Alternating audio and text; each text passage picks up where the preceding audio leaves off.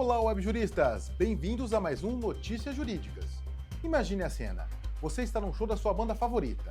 A energia é contagiante, as luzes são um espetáculo e, de repente, no meio de uma das músicas mais famosas do Coldplay, o impensável acontece. Uma câmera, buscando capturar a emoção do público, foca em um casal. Mas não é um beijo apaixonado, um abraço de amigos. A imagem, transmitida para milhares de pessoas nos telões gigantes do estádio e, em segundos, para o mundo inteiro pela internet, flagra um momento de intimidade e de adultério. Isso não é ficção.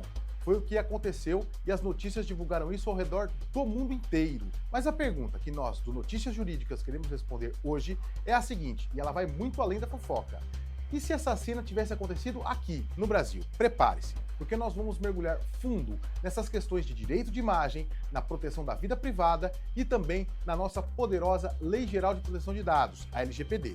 O que começa com um flagra em um show pode terminar em um processo milionário e em discussões que afetam todos nós. Fique até o final para entender como a lei brasileira te protege em situações como essa. Eu sou Ricardo Calciolari e esse é o nosso Notícias Jurídicas.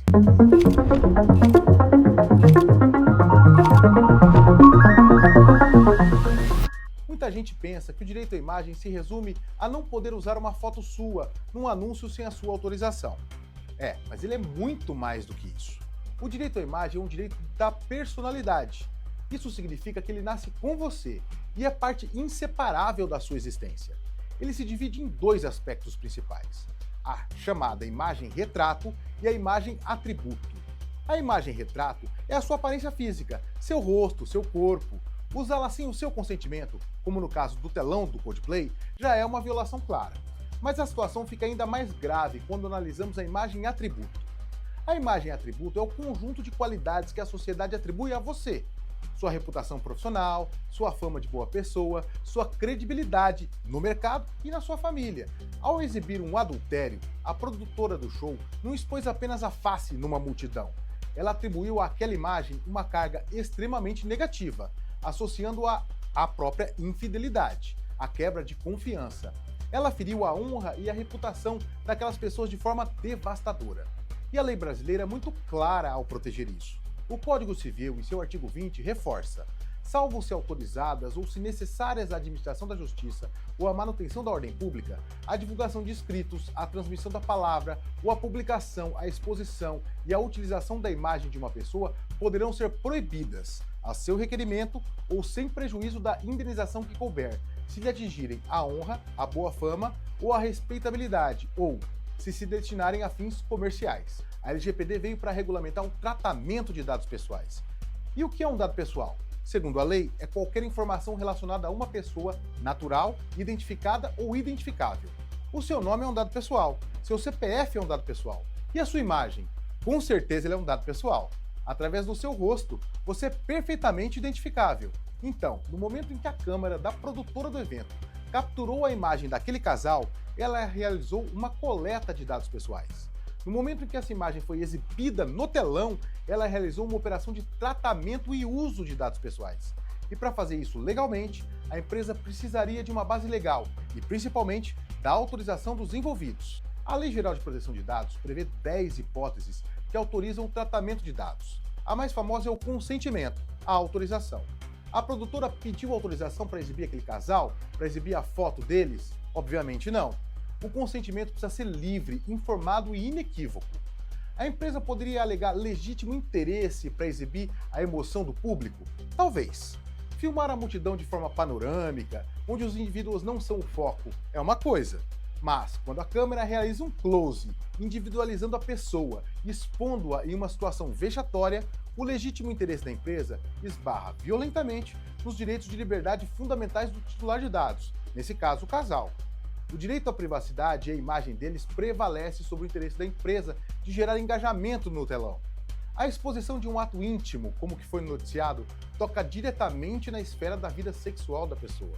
E o tratamento de dados sensíveis exige requisitos ainda mais rigorosos, tornando a conduta da empresa ainda mais ilegal nos termos das leis brasileiras. O que aconteceria se o show do Coldplay fosse no Maracanã, no Allianz Parque ou no Morumbi? E se isso acontecesse nesse show? Bom, primeiro, ação de indenização por danos morais. O casal, sentindo-se humilhado e com a reputação destruída, poderia processar a produtora do evento e, possivelmente, a banda por associação. O dano moral aqui é in re ipsa, ou seja, ele é presumido. Não é preciso provar que você ficou triste. A simples publicação da imagem naquele contexto já gera o dever de indenizar. E os valores? Bom, eles podem até ser significativos. Em tese, os juízes podem considerar a enorme capacidade econômica da empresa, o alcance da ofensa, e nesse caso, um estádio inteiro e a internet global, a intensidade da humilhação e o caráter punitivo e pedagógico da medida. Estaríamos falando, sem dúvida, de uma indenização de centenas de milhares ou até mesmo na casa dos milhões de reais. Poderia haver uma ação de reparação por danos materiais. Imagina que uma das pessoas flagradas perca o emprego por causa do escândalo, ou que tenha um negócio e perca clientes. Todos esses prejuízos financeiros, se comprovados, poderiam ser cobrados da empresa responsável. É o que chamamos de lucros cessantes. E os ingressos? Será que naquelas letrinhas miúdas do ingresso, ou dos termos e condições que a gente nunca lê, não haveria uma autorização para o uso genérico da imagem? É considerada abusiva pelo Código de Defesa do Consumidor. Ela não daria à empresa o direito de expor alguém em uma situação vexatória, em uma situação privada.